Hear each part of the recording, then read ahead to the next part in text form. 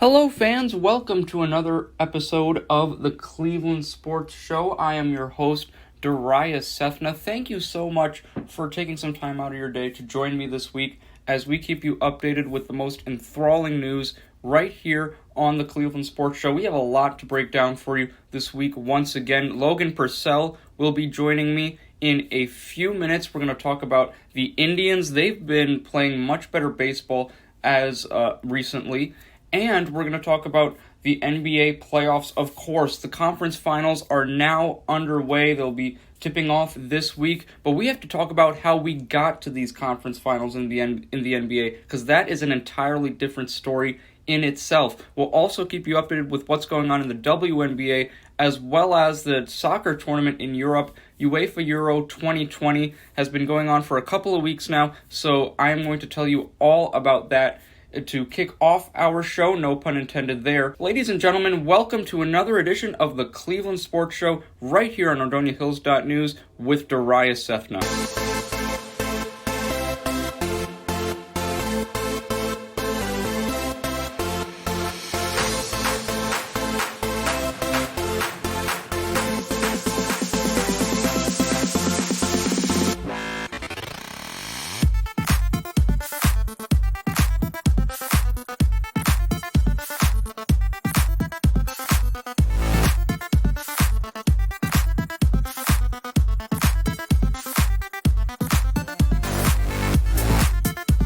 Ladies and gentlemen, this is Darius Sethna of NordoniaHills.News, and the Cleveland Sports Show starts right now. Hello, ladies and gentlemen, welcome to another edition of the Cleveland Sports Show. I am your host, Darius Sethna. Thank you so much for taking a listen to our episode this week. Hopefully all of you guys had a wonderful Father's Day weekend. The weather was kind of on and off, but for the most part, it was pretty sunny around here in the Macedonia area in Nordonia Hills. So I hope your Father's Day was terrific. And we're going to get you kicked off with your sports fact of the day. Now today is June 21st, 2021, and we have an Indians-related sports fact for you today. On this day, back in 1946, Bill Veeck buys the Cleveland Indians for $2.2 million. Now, a native of the Chicago area, Veeck was the general manager for the Cleveland Indians from 1946 to 1949, and he participated in building the World Series champion Cleveland Indian team that would go to win that World Series in 1948 against the Boston Braves in 6 games. Now, some notable players on that Indians team back in 1948 include these names of Don Black, Gene Bearden, Johnny Berardino, Allie Clark, Larry Doby, Hank Edwards, Bob Feller, all part of that 1948 World Series champion Cleveland Indians team that, as I mentioned, they defeated the Boston Braves in the 1948 World Series in 6 games for the Indians World Series championship, and you can thank Bill Veeck, who was the general manager at the time, building that squad. Now, Veeck would sell the Indians, as I mentioned, in 1949, and then he bought the St. Louis Browns 2 years later in 1951. So that is your sports fact of the day, ladies and gentlemen.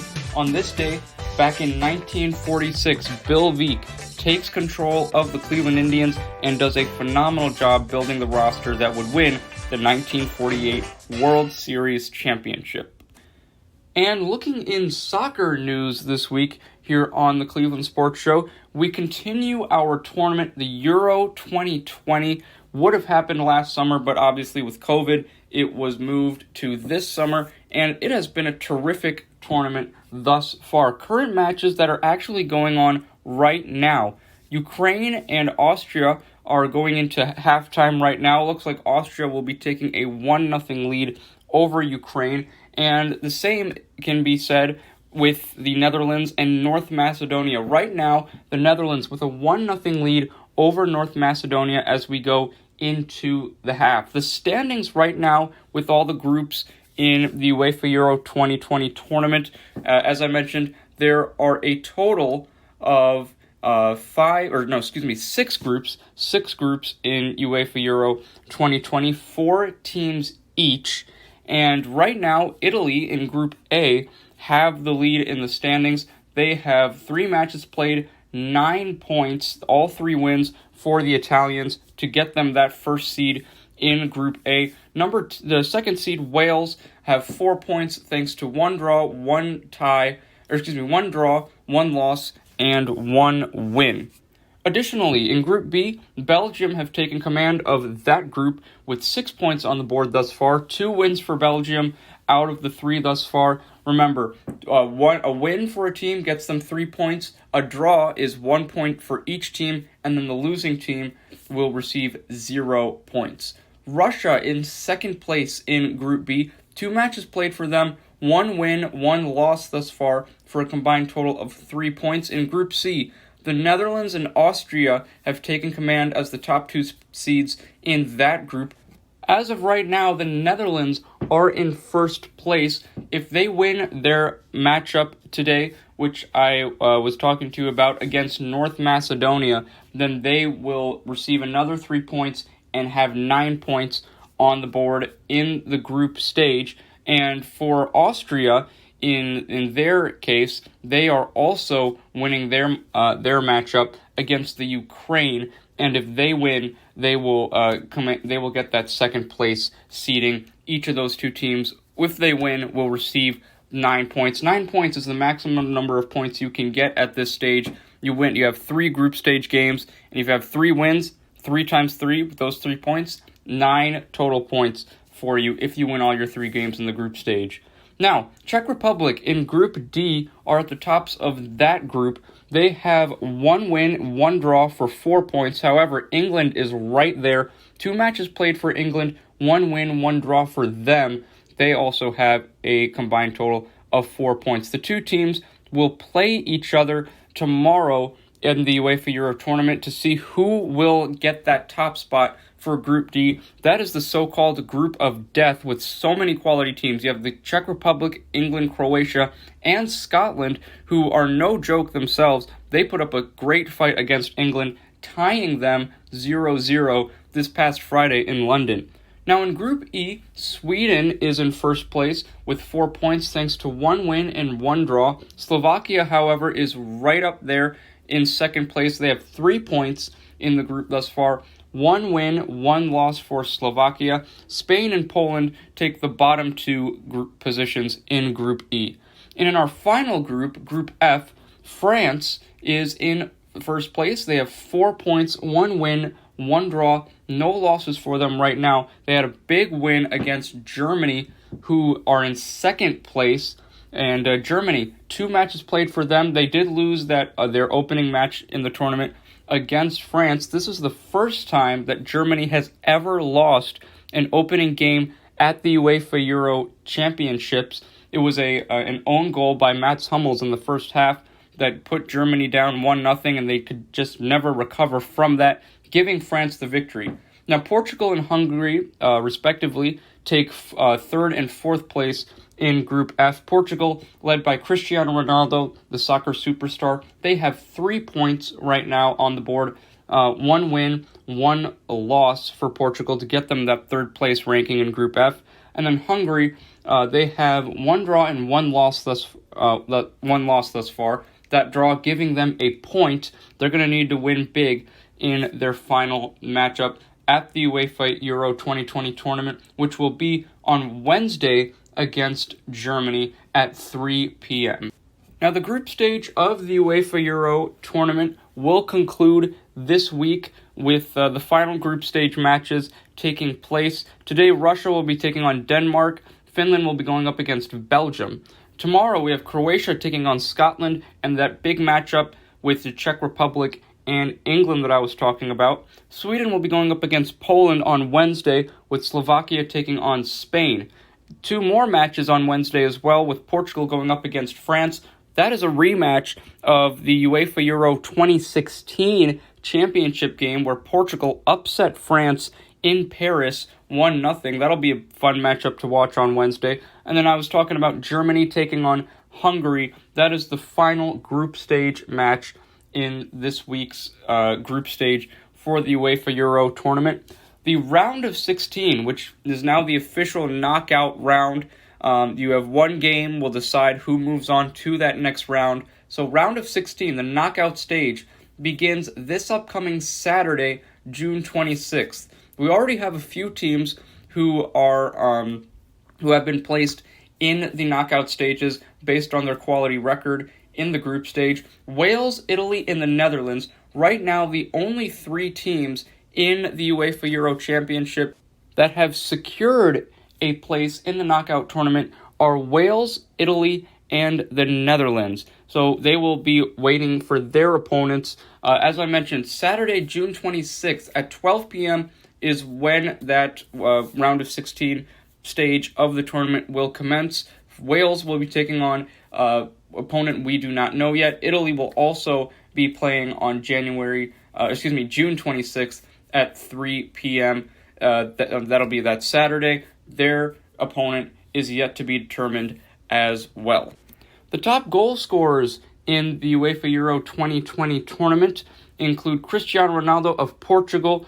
He has 3 goals in the tournament thus far. Patrick Schick of the Czech Republic is tied for first place as well with 3 goals. Andrei Yarmolenko of the Ukraine with 2 goals, as well as Ciro Immobile of Italy also with 2 goals. Lots of players with 2 goals in the tournament thus far. Also include Romelu Lukaku of Belgium and Xherdan Shaqiri of Switzerland. But right now, Cristiano Ronaldo and Patrick Schick, respectively of Portugal and the Czech Republic, tied for first place, each of those 2 players with 3 goals in the tournament thus far, hopefully looking to carry their teams to that second round. Both Portugal and Czech Republic very much still in the mix of things in the Euro 2020 tournament. And that concludes Soccer Week for you on the Cleveland Sports Show for this latest episode. Now, Logan Purcell is with me on the show right now. We're going to break down these NBA playoffs because, Logan, how about crazy results? This weekend, I don't think I've ever been more stressed from what I saw. These were some insane matchups we saw. We're going to talk about the conference finals in a little bit and give our predictions and everything that happened, because we did have a game in the conference finals that happened yesterday. But I want to talk about these semifinal matchups and what got us here to these conference finals. First off, Logan, let's talk about the series that ended the fastest with the Suns and the Denver Nuggets. And this was during the time when Nikola Jokic had just won the MVP a couple weeks ago. The Nuggets get blown out in Game 2. We were thinking, Logan, maybe Suns in 5 or even 6, depending on how well Denver played. But I did not expect Denver to get swept by the Phoenix Suns. That was absolutely unbelievable. The Suns, first off in Game 3, in Denver, the altitude had no effect on them in their performance. They jumped out to an early 10-point lead in the first quarter. They outscored Denver 31-21 in the third quarter, and they won Game 3 116-102. Denver then basically down 3-0. We're just trying to fight and get this series back to Phoenix.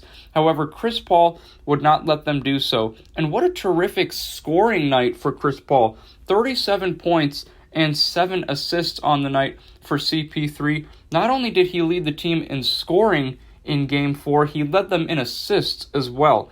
All those efforts led to a 125-118 win for the Phoenix Suns in Game 4 in Denver to help them sweep the Nuggets and secure them a spot in the Western Conference Finals. So, Logan, let's break down this series real quick here, because this was a quick series. How surprised were you seeing the Suns sweep the Nuggets? Because I certainly thought the Nuggets had a lot more in them. So were you more impressed with how Phoenix played, or were you more surprised with just how lopsided this series was and how Denver really never was able to compete in this series? Well, a little bit of both. I was shocked to see the fact that it was a sweep. Like you mentioned, we were talking a lot about, gentlemen's sweep, maybe 6 games, but I mean, Phoenix and Devin Booker just took over that series from the rip. They went into Denver and they took care of business. So to me, how well Phoenix played was the bigger story than the poor play of the Nuggets. Because I was one of those people that was super high on Michael Porter Jr. and he didn't play well. Yeah. But in that same token, Devin Booker stepped up. This guy's real. He is a talent and he is a force to be reckoned with come these Western Conference Finals. And we're going to talk about Devin Booker and his great performance last night. But, Logan, before we move on to the next series, where do you think the Denver Nuggets need to go from here? Because obviously Jamal Murray being out certainly compromised them in many ways. But what do you think the Denver Nuggets need moving forward to continue to be able to be a threat in this Western Conference? Do they just need Jamal Murray to come back? Or do you think they need a few more pieces? And what do those pieces need to be? Well, I think that this team is missing a really true, versatile, all-around defensive player. Okay. I think scoring-wise, Michael Porter Jr., I know I talk highly of him and he didn't perform, but I think he's right on the cusp of that, stardom, yeah. Star player, yeah. I believe. Jamal Murray is Jamal Murray. We all know it. Jokic was the MVP of the NBA this past season. But if you notice, nobody on that team is a true dog defensively. The P.J. Tuckers of the world, Right. The Patrick Beverleys, those guys. I think this team needs one of those guys to truly be able to contend late postseason, Right. So I think that if they get one of those guys, then this team could definitely be on their way to an NBA Finals next season. Yeah, I mean, and we'll see when Jamal Murray gets back. Denver's certainly going to be a contender in this Western Conference for years to come. But this year they were swept by the Phoenix Suns. And we'll get to the Suns in a little bit again. But, Logan, I want to break down the other Western Conference playoff series between the Utah Jazz and the Los Angeles Clippers. And the last time we talked, Logan, Game 1 had just finished. Paul George only scored 20 points. The Clippers lost by 3 in Game 1, 112-109. And then they lost again in Game 2 to Utah in Salt Lake City. It was just an all-around for the LA Clippers, Logan. I was just not really sure if they could really pull this out. But they were able to pull it out, heading back to the Staples Center in Game 3, down 2-0. Kawhi Leonard and Paul George, terrific. The Clippers win 132-106. When you look at the box score for Game 3 between the Jazz and the Clippers, 30-plus point games for both Paul George and Kawhi Leonard, and they just looked terrific. And then in Game 4, the Clippers tie the series in Los Angeles, winning that game. However, Kawhi Leonard goes down, even though they do tie the series. So then we learned that Kawhi Leonard would be unavailable for the rest of the series against the Utah Jazz. And then Paul George stepped up in Game 5 in Salt Lake City with the series basically in the balance. The Clippers went to Salt Lake City and took care of business. 37 points for Paul George to lead the Clippers to a Game 5 victory to give them a 3-2 series lead. And then, Logan, Game 6, back in LA, the Clippers have a chance to close out the Jazz and go to their first ever franchise conference final appearance in the history of the franchise. And they're down by 25 in the third quarter and make an absolutely unbelievable run. They scored 41 points to just Utah's 19 in the third quarter, and they ran away with the game at the end. They end up winning Game 6, 131-119, and they close out the number 1 seed in the Western Conference. And so, Logan, the Clippers now in the Western Conference Finals, taking on the Suns, obviously. Have the playoff P comments, we always talking about he doesn't perform well in the playoffs. Has Paul George officially put all of that talk and that criticism to bed with how he basically has carried the Clippers in these last few games? And you can't forget about Terrence Mann either, who had a terrific 39-point performance in Game 6. So obviously Paul George has had some help, but the way he's individually performed, do you think that he has put those playoff P comments to bed? For the time being, yeah. But I mean, at the end of the day, All-Stars always get bashed. You know, all it takes is one more ring of bad games, and it's going to come right back. He needs to continue to play at an elite level if he wants those comments to truly hit the bed. Because, you know, at the end of the day, like I said, All-Stars and guys like that are always getting bashed. Right.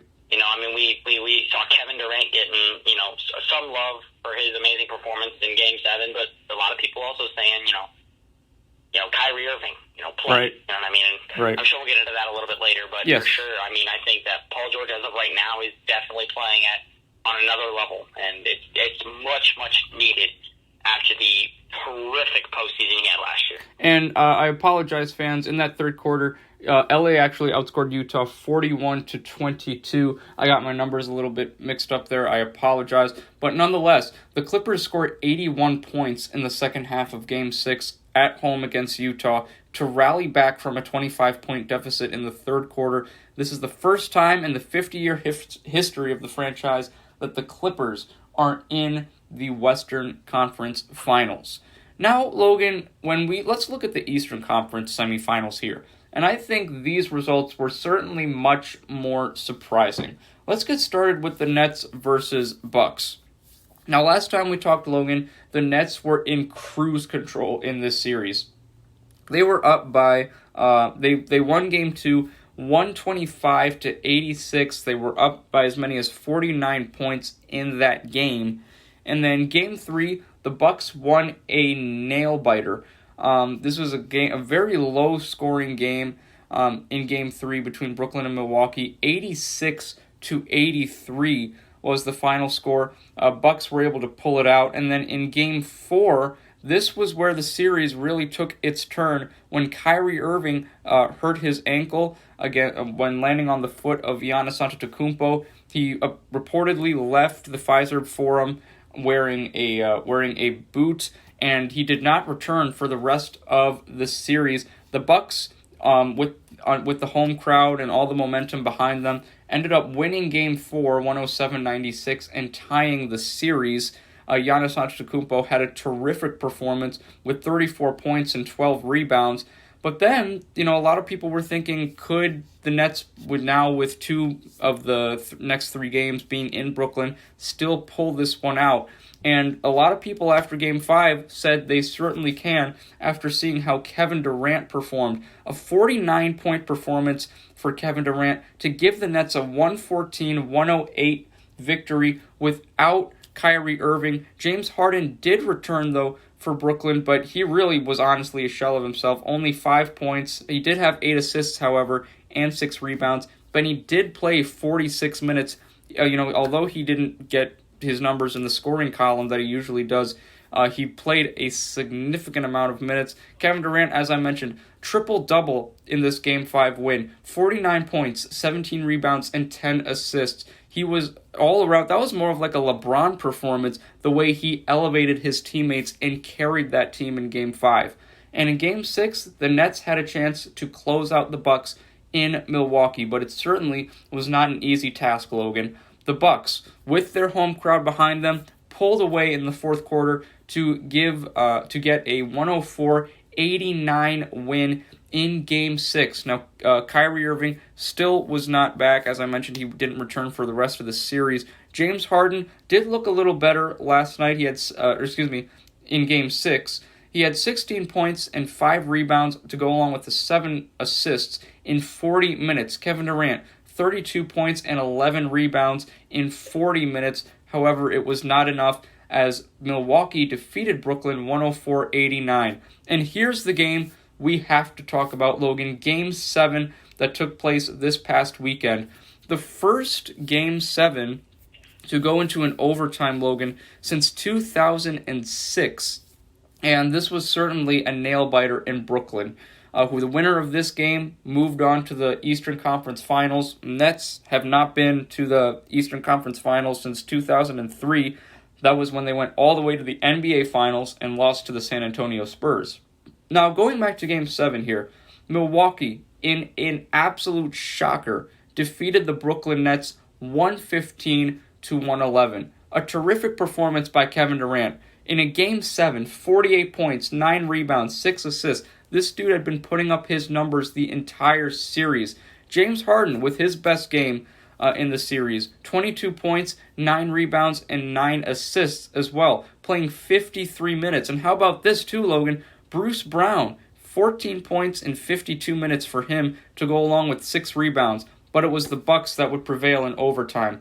Giannis Antetokounmpo, 40 points in 50 minutes to go along with 13 rebounds as well.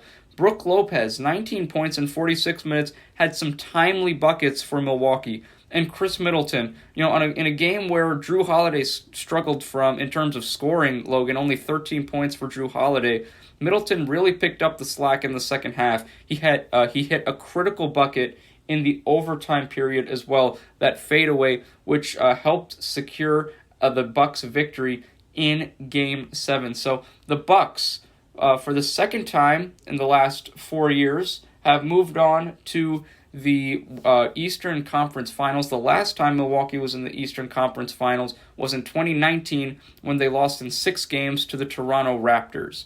Now, Logan, I'll hand it over to you now. Lots to talk about in so many different ways you can break down this series. If Kyrie Irving was not injured, I would assume, and think most of America would assume, that the Nets are winning this series. But you also look at a guy like Joe Harris, who we were saying, or a lot of people were saying, Logan, that this guy, even with the big three in Brooklyn, he was the best shooter on the Nets. And he was really, honestly, I couldn't find him in any of these games, Logan. He was not playing up to par at all. And, Kevin Durant was putting up his numbers. James Harden was getting better. But at the end of the day, they really didn't have a true guy that could defend Giannis. Because Kevin Durant can only do so much. He can't, you don't want him to expend all that energy on the defensive end when you're going to need him for a bucket on the offensive end. So, Logan, what do you see being the main reason the Nets were not able to close out this series against Milwaukee? And what did the Bucks do that impressed you in this 7-game series against the Brooklyn Nets? Well, there was a couple things. So, first off, I was definitely one of those people that did not expect Milwaukee to even take it 6 games. Right. After the first 2 games, I was like, 5. Yeah. 5, gentlemen's sweep. Yep. Because, I'm not sure if you remember Game 2. It was a 39-point win. The Nets were up by 49 at one point. Yeah, I remember that game. And James Harden didn't even play. Yes. And I was like, it's game, series. But Kevin Durant put on heroic performances game in, game out. Giannis Antetokounmpo did his job. For me, Joe Harris's inability to shoot the ball in Game 7 and the lack of support from the outside killed them. Right. Kevin Durant, you mentioned it, absolutely elite in Game 7. Yeah, 48 points. The leading scorer of the game, 48 points. No help. And you mentioned that James Harden did put up, a solid 22 points, but for anybody that watched that game, it was very clear that it was a very, very quiet 22 points. Yeah. So, it just wasn't James Harden-like numbers. It really, really wasn't. To me, the Bucks, probably the biggest thing that I was impressed with, believe it or not, was P.J. Tucker. Yeah. His physicality defensively. And, you look at that, look at it too, Logan. I just wanted to bring this up too. P.J. Tucker is significantly shorter than Kevin Durant, and he was swiping the ball away from KD. That's not easy to do, and that toughness was certainly very much needed in Game 7. But that height disparity, that was really what impressed me the most with how P.J. Tucker handled himself against Kevin Durant on the defensive end. And P.J. Tucker has come time and time again to prove that he is one of the most lethal defenders in the NBA right now. Right. But what I would like to mention is anybody who watched Game 7 a couple nights ago, I'm not sure if you were able to watch the game or not, but I'd just like to put it out there that Giannis Antetokounmpo, late in the fourth quarter and even a little bit of overtime, in those close moments, didn't really want the ball. He looked gassed. They were showing a couple of times, Logan, he was breathing extremely heavily. The guy was gassed in, the third quarter, and he pulled it off. Yeah, that's true, but, he just seemed like he did not want the ball. It reminded me kind of watching Ben Simmons a little bit last night. Yeah. He would, like, there was a couple possessions, he would have an easy fast break. And I understand the driving and trying to draw attention, but if you're one-on-one inside the paint and you're probably in your 7 feet, I mean, you gotta go. And so, I mean, that's the only thing that I'd like to mention. So if you want to mention, when it comes to endurance, the only thing I have to say about that is conditioning. But I get hands down a lot of credit to the Bucks for taking out the superpower that is the Brooklyn Nets. But Kyrie Irving needs to play basketball. I don't care how hurt you are. Suit up. Yeah, and suit up. If you need to come out and take a single shot at the end of the game, I don't think anybody else besides Kevin Durant has a better chance to make that shot. You're right. And even if it's just a decoy, kind of like Alabama did in the national championship with Jalen Waddle. If you wanted to do something like that, right. Yeah. I don't know why he didn't even bother shooting up. Well, do you think that was just a mess to me? Yeah, and I obviously I'm not a doctor. I'm not looking into going into the medical field, so I don't really know how severe the ankle injury was. But going back to your point about Giannis, Logan, I wanted to talk about this. Do you think Giannis didn't want the ball particularly in the fourth quarter, and when you were talking about it? I think about 2 words: free throws. Giannis is, let's be honest, he's an awful free throw shooter. He's not reliable at all. Now, he hit some critical free throws down the stretch in Game 7, but, it got to a point, he's gotten 2 10-second violations this year for taking too long at the free throw line, and it got so bad that the Brooklyn Nets fans were literally counting for him, to the 10 seconds. Now, obviously, the refs didn't play into that at all, but, I mean, that has to play a part as to why Giannis didn't want the ball, which can also be said about Ben Simmons, is because these guys can't hit their free throws late in the game. That's why you want a guy like Chris Middleton or Drew Holiday with the ball in late game situations. I mean, so that's my thoughts. So the free throw shooting, is that a reason? And to me, that's one of the exact reasons that when people are like, oh yeah, Giannis is, no doubt top 5 in the NBA, which, it could be, definitely he could be. But the problem is if I can't have him in the game and trust him to take good shots and knock them down when it matters most, how do I put you top 5? Right. Because let me tell you this much: if I was to put Kyrie, not that Kyrie's top 5, I'm just giving an example. I can put Kyrie in with 2 minutes to go. He's a reliable free throw shooter. Yeah. I could put Jokic in with 2 minutes to go. I could put Embiid in with 2 minutes to go. Frankly, I would rate most of those guys over Giannis. I would rate 3 out of 4 of those guys over Giannis right now. Yeah. And that's the problem that I have with, Giannis carrying the Bucks. Don't get me wrong, he had 40 points. But go and look and see how many field goals he attempted and the numbers that he had in the fourth quarter and overtime. Because I guarantee you it was not the same as it was in the first 3 quarters of that game. Right. Yeah, and this is definitely going to be a story in the Eastern Conference Finals with a quality Atlanta team that Milwaukee's going to be going up against. That's a team that can shoot their free throws. So going down the stretch, Giannis, can he somewhat improve and get the Bucks to the finals? That's definitely going to be an intriguing series. We'll get to that in a few minutes here. But yeah, right now, Logan, Bucks have defeated the Nets. Nets are out of the playoffs. I can't believe I'm saying that. They didn't even make the conference finals, and they're already out. So when you look at the Brooklyn Nets, Logan, this season, would you call this season as a disappointment because they didn't get to the conference finals? Or do you think that, because let's face it, too, they still had Kevin Durant, they still had an improving James Harden. Game by game, he was getting better. He was looking better. And Kyrie Irving obviously wasn't there. So even with all of that, would you still call this Brooklyn Nets season a disappointment because they didn't get to the NBA, or the conference finals even? Because this is a team I was picking to go all the way and win the championship. So what are your thoughts on that? Yeah, this is probably the biggest disappointment of any postseason in a long time. Because, this is a team that was built to win a championship. And they could not do it. They couldn't even get out of the second round. Oh my goodness. Do you think they would have? Do Do you think they would have gotten out of the second round if Kyrie was healthy? Because I believe they would have gotten to the conference finals. I think they would have gotten out of the second round had Kyrie played hurt. Okay. I do. Yeah. Because think about it. The problem is, if you paid attention at all, right? Bruce Brown, you mentioned he played 52 minutes, right? Right. Something like that, right? Yeah. 50-something minutes. If anybody who watched the game, if you watched the way they defended Bruce Brown when he had the ball, it looked like they were guarding Ben Simmons. There was nobody on him. Yeah.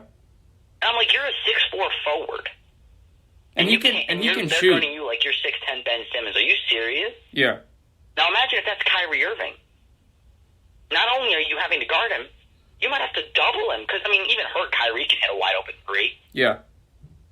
So there's a different type of respect there, not to mention. That way, Kevin Durant isn't doubled in every single possession. If you think about it, they knew everybody. Everybody and their mom knew where the ball was going in overtime. Right. Everybody. Yeah. So, even if, like I said earlier, even if they use him as a decoy, I think they win that game. Yeah. I really, really do.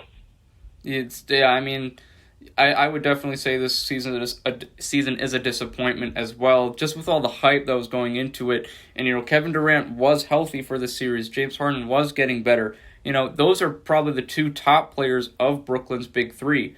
And, Joe Harris, let's be honest, didn't show up for those last couple of games in this series. So you got to look, the Jeff Green, is he going to be back? Because he was an integral part to the bench for Brooklyn. He had 27 points in Game 5, and he was a reliable starter for them when Steve Nash needed to insert him in that starting lineup. So we'll see where the Nets go from here. Definitely, I think health also played a big part in this series, just like it did with the Lakers series against the Suns in the first round. But we shall see what the Bucks do going into these conference finals. Speaking of the conference finals, Logan, another team that has made the conference finals, the Atlanta Hawks. Logan, this team just continues to surprise people. They were the more talented team against the New York Knicks. Let's be honest here. The better offensive team, they showed that for 5 games. I did not think that they were better, and I still don't think that they were better than this Philadelphia 76ers team. I just think that the Philadelphia 76ers did not do a great job in handling this series late game in these losses. Let's look at, Logan, this was a series that Philly was up 2-1 after 3 games.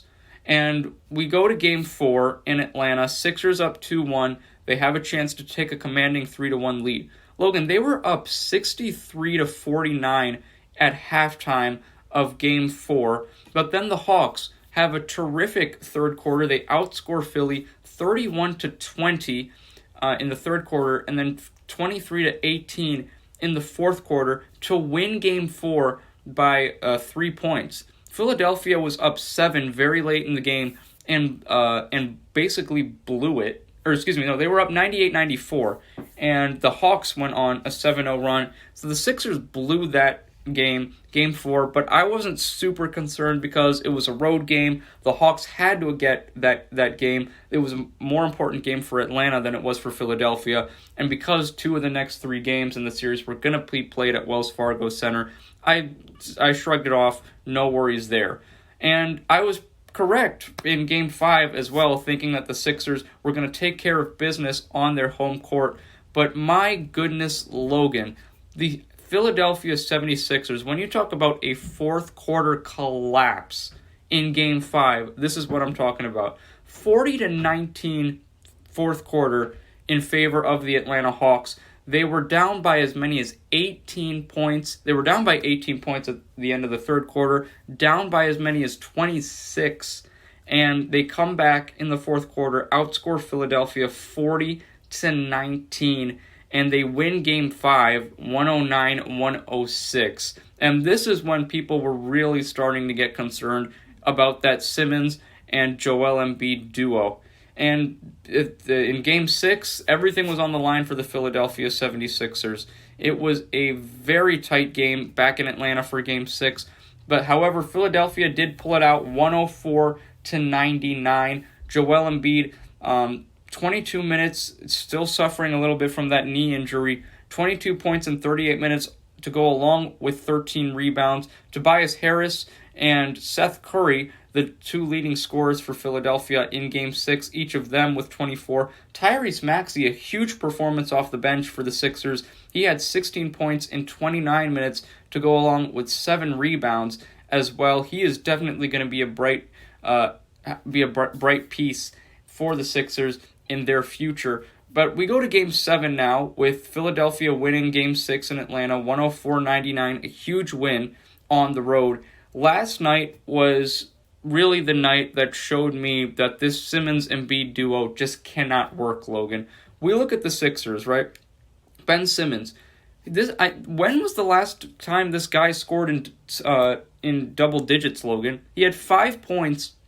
He did have 13 assists and only 8 rebounds in 36 minutes.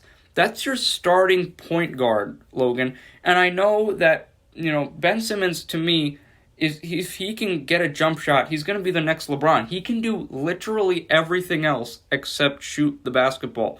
And this is another guy who doesn't want the ball in late game situations. There was a play last night in Game 7, Logan, where Ben Simmons had a wide open dunk, and he passed it off to Matisse Thybulle, who was fouled, and he only hit 1 of 2 free throws.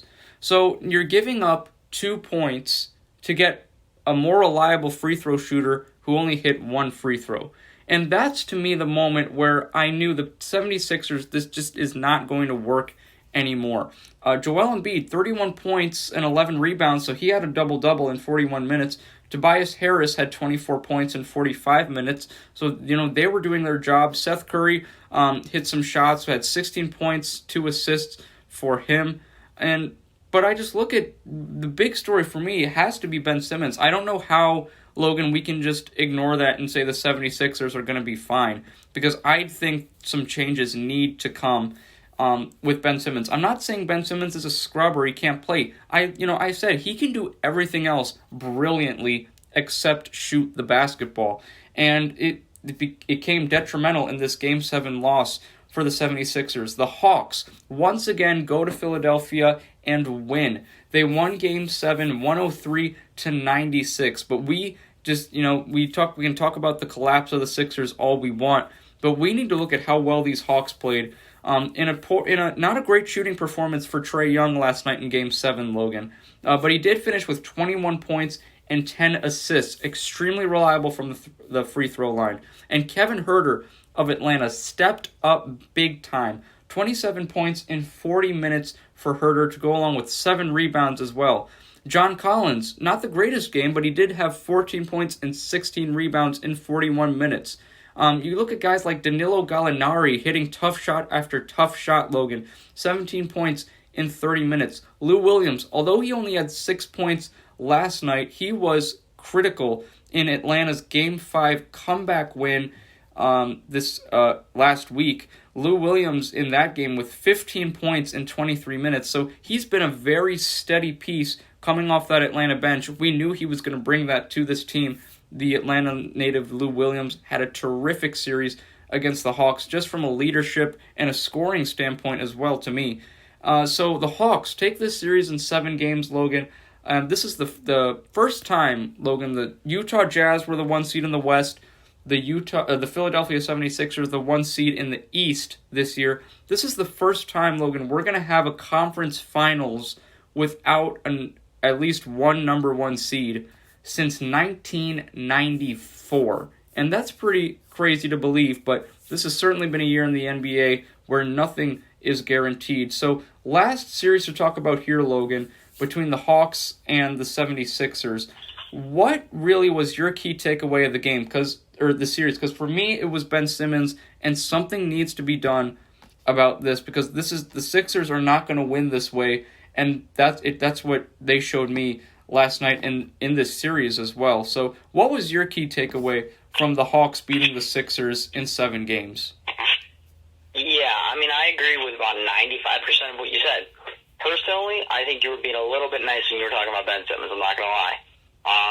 When it comes to, I agree with the fact that he could do pretty much everything offensively, but to a degree, I would say that is probably the biggest offensive scoring joke of a player I've ever seen. One of them. Good Lord. He's honest to God scared to shoot the ball.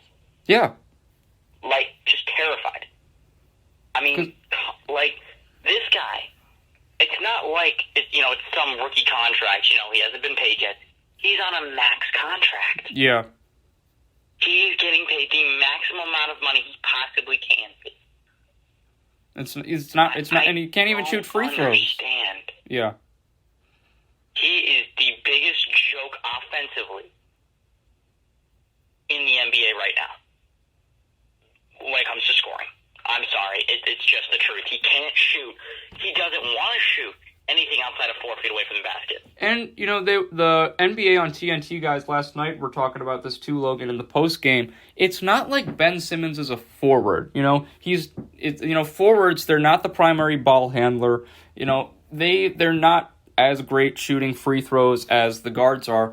Logan, Ben Simmons is the starting point guard of the Philadelphia 76ers. When have you ever heard of a starting point guard, Logan, shoot, 33% from the free throw line? When is that ever happened? I don't think that's ever happened.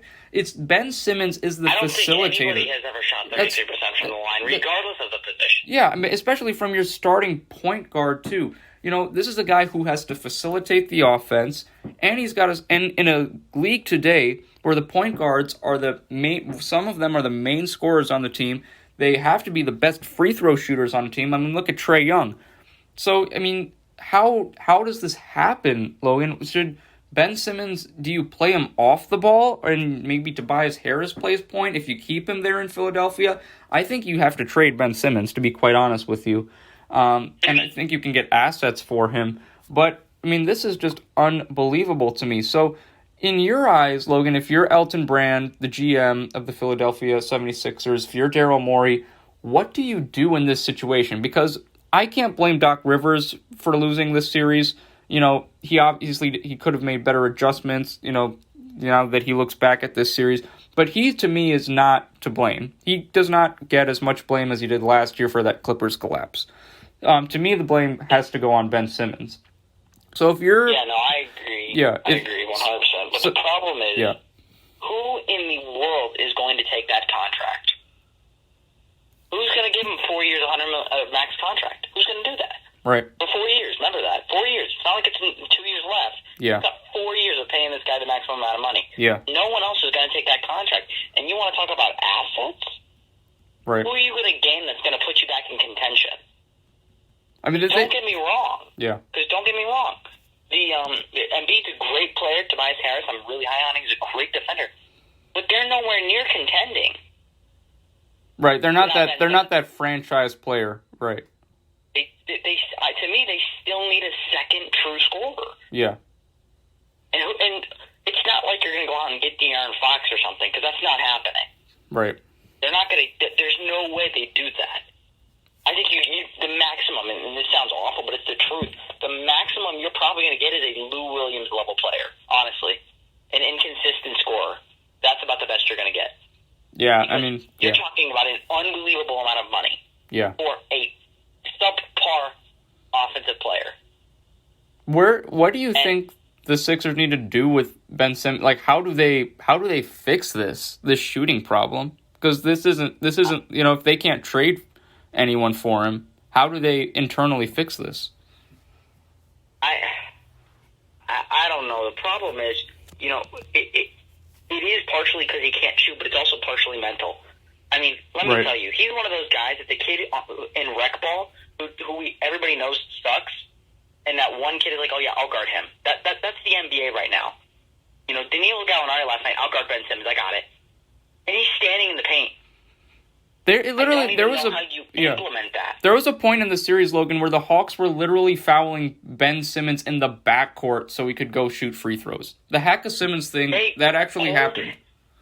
They pulled him with 5 minutes to go. They can't even play him. Yeah. They cannot even play him anymore. Yeah. I don't know how you implement that onto your team. You cannot implement that. Right. It really, I don't even know, and I don't want to sound crazy, but maybe the bench is the best way to implement him because he can't start. You can't do that. Yeah. You cannot start because you can't have him start and not have him finish. He'll certainly be the highest paid bench player, I think, in NBA history, if that's going to be the case, Logan. Yeah, by about $30 million. Yeah. I have no idea how in the world you implement a 6'10" point guard, ball handle skills, a fantastic defender, who is afraid to shoot the basketball like he's still in middle school. Yeah. And, we'll see what the Sixers do this offseason, what changes they make in terms of the roster. As you mentioned, Logan, it's going to be hard to move around Simmons with that contract, but we'll see what happens. But the Atlanta Hawks, Logan, let's talk about them for a little bit. How surprised are you with this team? And this is a team who are, they didn't have DeAndre Hunter for this series. They don't have Cam Reddish, who I think is going to be a quality player in this league for quite a few years. So this was a team that was injured, and it was really that next man up mentality. Trae Young did not have a great game. When you look at Trae Young's overall stats for last night's game, and you didn't watch the game, you're probably thinking, oh yeah, Hawks didn't win. But Kevin Huerter stepped up. John Collins had a double-double. Danilo Gallinari has been hitting tough shots this entire postseason.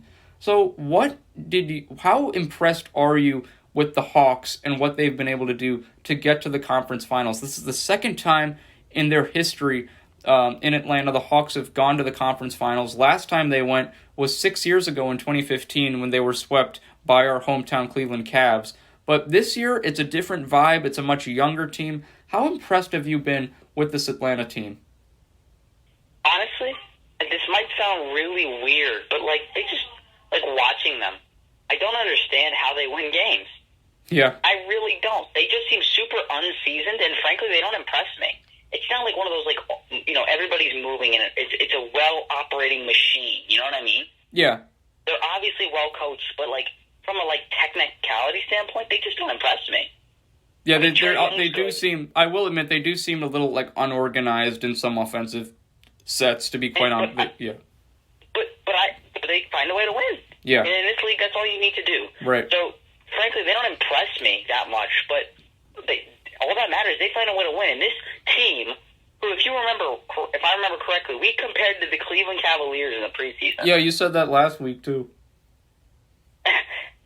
Are in the Eastern Conference Finals, and they just took out, minus the Nets, they just took out what I believe to be the next best contender in the NBA. So, hands down, all credit goes to the Hawks. I mean, there's not much else to say. Yeah, really isn't. This is going to be an interesting series between the Hawks and the Bucks. The conference finals of the NBA now beginning this week. So now that we're in the conference finals, Logan, let's go back to the Western Conference here. And we did have one game that already happened in the Western Conference Finals yesterday afternoon. Game 1 in Phoenix between the Suns and the Clippers. Suns took Game 1 of the Western Conference Finals against Paul George and the Kawhi-less LA Clippers. Terrence Mann did not have another epic performance as he did in Game 6. Only 9 points in 27 minutes for him. But Paul George and Reggie Jackson, they were the only two players who scored over 11 points. Paul George had 34 points in 39 minutes. Reggie Jackson also played 39 minutes. He had 24 points. So this was a game where, and DeMarcus Cousins, let's be honest, he had his best game of the postseason.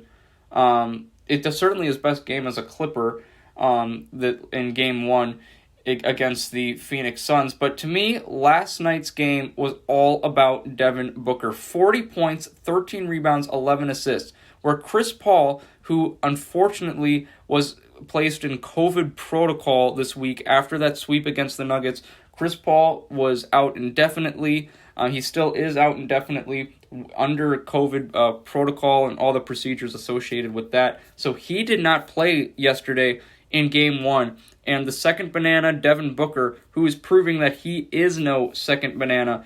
40 points for Booker and 13 rebounds and 11 assists in 44 minutes. A triple-double for Devin Booker. Not only was he elite at scoring, Logan, he also dished out the ball. He got his other teammates involved. Jay Crowder, 13 points. DeAndre Ayton, 20 huge points. Cameron Johnson, 12 points. Cameron Payne, he got the start in place of Chris Paul. He had 9 assists and 11 points in 29 minutes. this is a Suns team that is very well balanced. Monty Williams has done a terrific job coaching this team. And for the Clippers, to me, it really was just they were tired. Marcus Morris Sr., only 6 points in 21 minutes. That's not going to get it done. Nick Batum, only 5 points in 37 minutes.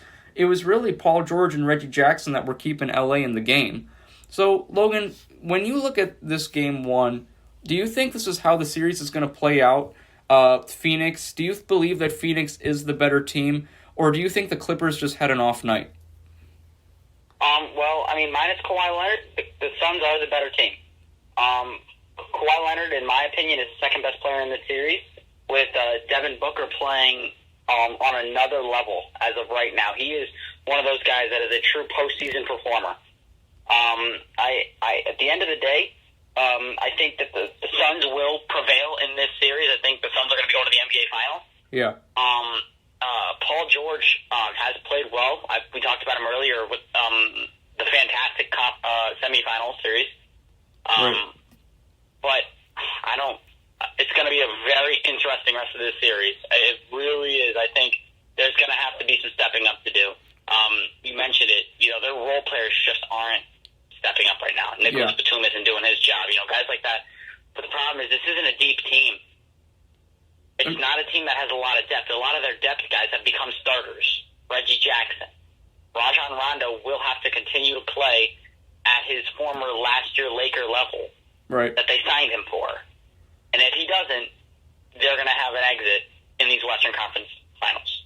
Yeah, and do you think, though, the reason those role players may not have stepped up is because they had to take so much energy to win that Game 6 against Utah in the previous round, because they only got a day of rest in between that Game 6 and yesterday's game. So do you think that you can blame mostly fatigue on the reason that these Clippers players didn't step up in Game 1? Well, I mean, right now, I can't really answer that question because I haven't seen Game 2. Yeah. Come Game 2, we will know the answer to that. If they play crap again, then we're going to know exactly why they played crap, and it's because they're not that good. And if somebody steps up or a couple guys step up, then we know it's fatigue. And but either way, these guys are paid the big bucks for a reason. They're paid, these multi-million dollars a year to win basketball games and play well regardless of the circumstances. Right. And we'll see what happens. Game 2 between the Clippers and Suns will be from Phoenix, Arizona, tomorrow at 9 p.m. Eastern Time. Will we head back to Los Angeles with this series tied at 1? Or will Phoenix have a commanding 2-0 lead going to the Staples Center for Game 3? Let's look at the Eastern Conference Finals now, Logan. Hawks-Bucks. This is certainly a series that a lot of people were not expecting to see. I think one team, a lot of people were saying, yes, I can definitely see them getting there. The other team, the Atlanta Hawks, no one thought that they were going to get to this point. So really, at this point, I believe that the Hawks are just playing with house money and are going to just compete and just try to win games at the end of the day, because they really have no pressure. All the pressure in this series, to me, Logan, is on the Milwaukee Bucks, because they have not made the NBA Finals since Giannis has been there, and now that Giannis has had back-to-back MVPs, a Defensive Player of the Year, he now has help with Chris Middleton and Drew Holiday. Now it's the time, Logan, for Giannis to make that next step and head to the NBA Finals. Because right now, the road to the NBA championship is wide open. There's no reason the Bucks cannot win the NBA title this year. If they play either the Suns or the Clippers, they have a chance against either of those two teams for sure, and might even be the favorites over them. So, Logan, when you look at this Hawks-Bucks series, what are your thoughts? Because I'm thinking, possibly if I'm a logical NBA fan here, I would say Bucks in 5. But I said Sixers in 6 last time, and look what happened to that pick. So you never know when or how the Atlanta Hawks are going to win a game. But with the Bucks having home court advantage in this series at Pfizer, the first 2 games being at Pfizer Forum in Milwaukee, how do you see this Eastern Conference series, this final series, playing out? Who wins the series? How many games? And what are you expecting from certain players? Well, in this series, I expect I like the Bucks in this one. I'll tell you that much. Yeah. I know I was huge. I was talking about the Hawks and how they didn't really impress me. But I still think they've got a chance to compete. Yeah. I'm going to give them 2 games in the series. But I think the Bucks and Giannis Antetokounmpo as well as Chris Middleton are going to get the job done when it matters most. So I have them taking the series in 6. And what are you expecting from Giannis, to be specific, in this series? Because let's be honest, I don't see anyone on the Atlanta Hawks who can truly stop Giannis Antetokounmpo from getting to the basket. And he's going to have to improve that free throw shooting without a doubt. But what are you expecting from Giannis in this series to help Milwaukee possibly get to the finals? Well, I need Giannis to be more aggressive. I need him to stop being so scared to shoot the ball into the game because he has to be able to finish when it matters most. So Giannis needs to be aggressive and get his job done as a leader of this Bucks team. Yes, this is going to be certainly a great series. Trae Young and the Atlanta Hawks going up against Giannis Antetokounmpo and the Milwaukee Bucks. Game 1 of the Eastern Conference Finals will be this upcoming Wednesday, June 23rd at 8:30. Game 1 from Pfizer Forum in Milwaukee, Wisconsin. Should be a great series, so get your popcorn ready and enjoy the Eastern Conference Finals. Well, that concludes NBA playoff news this week, Logan. I do want to remind fans that if you were unaware, the NBA Draft Lottery will be this upcoming Tuesday on ESPN at 8:30. We will see what number pick the lower level teams in the league will get in this year's NBA Draft. Now, the NBA Draft itself will be July 29th, 2021, from Barclays Center in Brooklyn, New York. This NBA Draft Lottery, we will see what number picks the teams will receive. The last 2 years, our hometown Cleveland Cavaliers have gotten the 5th pick, and they respectively in 2019 chose Darius Garland. In 2020, last year's draft, they chose Isaac Okoro. So we'll see. Hopefully the Cavs can get a higher number and get a franchise talent, get some and make some noise in Cleveland this year. Certainly need that here in the Cleveland area. I would love to have the Cavs with a high draft pick, possibly number 1. You never know. The Cavs certainly have a chance of getting that number 1 pick. We'll see what happens in the draft lottery. Well, July 29th, 2021 is the NBA Draft. And in basketball news as well, the WNBA, let's take a look at the standings there real quick. The Connecticut Sun have lost 3 in a row, but they're still on top in the Eastern Conference. The New York Liberty, 7 wins, 6 losses for them. They won their most recent game against the LA Sparks. Now, the New York Liberty's most recent game was a big game because it marked the 25th anniversary of the inaugural WNBA game. Now, the first WNBA game was actually played on June 21st, 1997. And the first ever bucket was scored by Los Angeles' Penny Toller. The game was played by the New York Liberty and the Los Angeles Sparks. New York won the game 67-57, and as I mentioned, Penny Toller scored the first basket in league history, and New York, the first team to win a WNBA game. And going up into the standings, as I mentioned, the New York Liberty with a big win yesterday over the LA Sparks, 76-73. The Liberty now 7 wins, 6 losses. They're in second place in the Eastern Conference. The Chicago Sky, now with Candace Parker back, have been on a roll. They've won 5 in a row and are 5-5 in their last 10 games. In the Western Conference, the Seattle Storm have the league's best record with 12 wins and 2 losses. The Las Vegas Aces, 10 wins and 3 losses. They're in second place in the Western Conference. And then the Dallas Wings they're in third place with 6 wins and 7 losses. They're 5-5 in their last 10 games. Upcoming games in the WNBA this week. No games today, but tomorrow we have 3 games for you.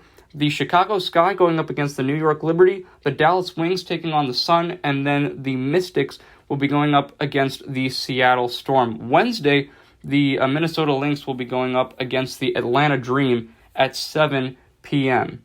And that concludes basketball news for you this week, ladies and gentlemen. Let's go to our final topic of discussion for the podcast this week, the Cleveland Indians. And Logan, this has been, the Indians have been playing much better baseball as of late. If we take a look at the standings here, the Indians, they're now 39-30 on the season, 39 wins, 30 losses. They're 20-13 at home, 19-17 on the road. They have the best record in the AL Central Division in a team's last 10 games. They're 7-3 in their last 10 games, and they're only 2.5 games behind the Chicago White Sox for that first place spot.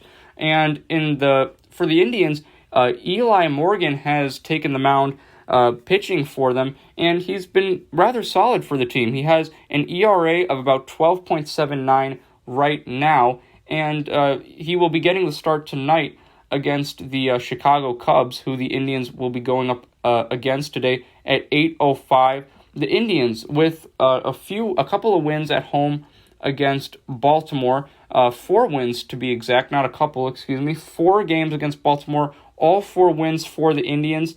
The Indians then traveled to Pittsburgh for 3 matchups against the Pirates. Now, the Pirates took 2 of the first 3 matchups. However, yesterday, the Indians got a big win on Father's Day against the Pirates, winning 2-1. In the 7th inning, they broke the deadlock with the score at one run apiece. Indians break that deadlock, winning the game 2-1. And they are now 39-30. They'll be in Chicago for 2 games against the Cubs before heading to Minnesota for 4 games against the Twins. And as I mentioned, Logan, Eli Morgan getting the start tonight again for the Indians on the pitcher's mound. So with the Indians being 7-3 now, Logan, in their last 10 games, how do you feel? Do you feel more confident with the Indians and how they've been playing? Because last episode we were talking about Terry Francona not being able to make adjustments, and should he be on the hot seat? But now is the perfect time for the Indians to be getting results. They're only 2.5 games behind the White Sox, so the Indians definitely have some momentum going into these next few games. So how do you feel about how the Indians have been playing in Eli Morgan's performances? I'm much more impressed with the Indians, especially from a batting standpoint. They've been putting up a lot more runs consistently, even if they haven't been in wins. They've still been putting up a good amount of runs, even, compared to earlier in the season when, we talked about inconsistency, especially a couple of weeks ago. We talked about they were having, 1-2 runs, and then they'd have 18. Or they'd have, 13, and then 1 or 2 again. And it would just get inconsistency over and over again, game by game by game. I see a little bit more consistency, which is exactly what we needed to see. I think the last time we talked, the Indians were down 4.5 games from the White Sox, and they've finally started to make that little bit jump to trying to take recontrol the AL Central. So I've been a lot more impressed with the adjustments in game, and through the course of the series as well from Francona. So right now his seat just cooled down a little bit, but I'm not taking him off yet. So the Indians' next couple of games, Logan, they'll have 2 games against the Cubs in Chicago. Then they'll be going up against the Minnesota Twins, who, despite being 6-4 in their last 10 games, they still have a record of only 30 wins and 41 losses, and they have 4 games against Minnesota. And I definitely think the Indians can pull off at least 1 win in Chicago against the Cubs. So I'm expecting some quality baseball and some positive results for the Indians these next coming games. Do you feel the same way? And what do you want to see from the Indians in these games against the Cubs and the Twins? I definitely can imagine at least one, if not both of the games in Chicago being taken. But when it comes to the Twins, I want to see at least 2 out of 4. They've been really hot, so that's why I'm going to give them a little bit of a break and not say you have to win the series. But, a split of a series wouldn't be awful against a team like the Twins, who have been pretty famous this season for having hot and cold spells. So when it comes to wins, I'd like 1 and then 2 in each series. Yeah. And then preferably I'd like to see all of the games to have more than 4 runs scored, if possible. And, even if that means, you have to lack a little bit in the pitching rotation, I want to see 4 runs scored at least, like I said, 6 out of the 7 games. Yeah. 5 out of 6 games. How have you felt, Logan, about Eli Morgan's performance so far? He's played a couple of games with the Indians. He'll be getting the start again tonight against Chicago. How do you feel he's been performing for the team? I think he's been pretty well. I think he's been playing really well, but I think he's got to continue to play well if this Indians rotation is going to get any better, because they badly need a deeper rotation and guys that can go deeper in innings. So if he can continue to play at the level that he is, it would be a huge step in the right direction. I think it would take a lot of pressure off Francona. Yeah, and what a time for Terry Francona to start getting some games in the win column, and hopefully he can get some more before July starts, with the Indians taking on the Cubs today at 8:05 p.m. Eastern Time from Wrigley Field in Chicago. The Indians then will play the Cubs again tomorrow at that same time, same venue. Hopefully can get 2 wins in Chicago. The Indians then will be in Minneapolis for 4 games against the Minnesota Twins before returning back home to Progressive Field on Monday, June 28th, where they will have a 3-game homestand against the Detroit Tigers before having a 4-game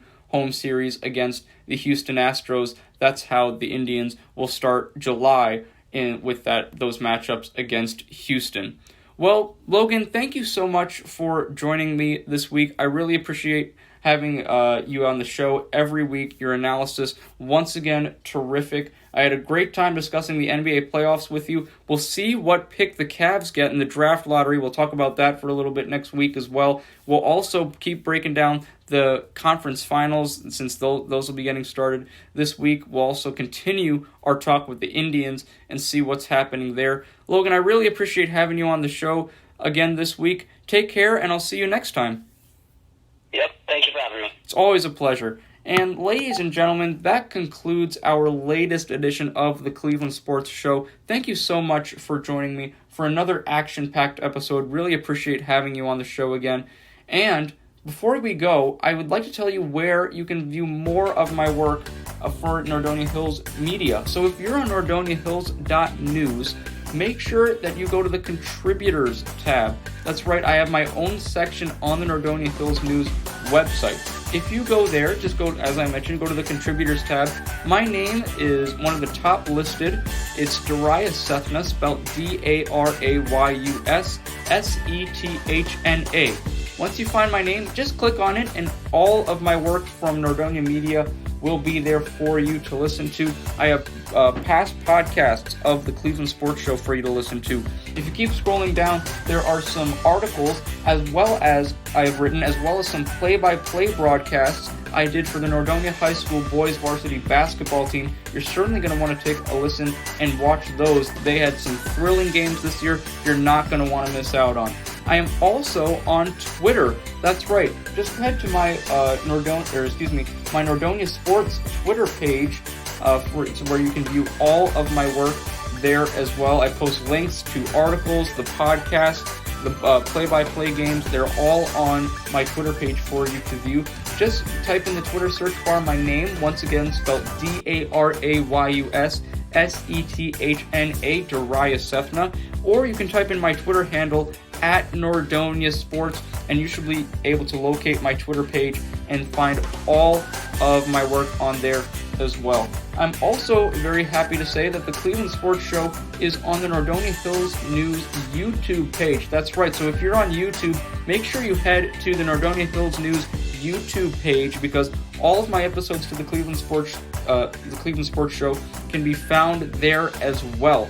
I'm also very happy and proud to announce once again that the Cleveland Sports Show is also on Spotify. That's right, no matter where you are in the world, you could even be in outer space. If you have access to Spotify in outer space, then guess what? You have access to the Cleveland Sports Show.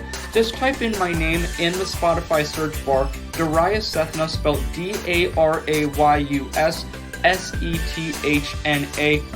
On that Spotify channel, all of my previous episodes to the podcast, all my audio recordings on there as well. In terms of audio recordings, I actually most recently did some interviews with a radio host in Akron, Christopher Dominic, who was my job shadow instructor this past May. So I went on live radio, talked with Chris a little bit about my aspirations as a broadcaster and other sports-related news. So make sure you check out my Spotify channel. When you can take the Cleveland Sports Show with you wherever you are. As long as you have Spotify, then you have the Cleveland Sports Show. Well, ladies and gentlemen, that concludes my most recent episode of the podcast. Once again, special thanks to Logan Purcell for all of his terrific work and analysis on another episode of the Cleveland Sports Show. Really enjoyed having him on. every week to talk and break down the latest updates with you and with myself as well. Ladies and gentlemen, until our next episode of the Cleveland Sports Show, have a terrific week. Hope you had a wonderful Father's Day. Enjoy the weather outside and take care. Thank you so much, ladies and gentlemen.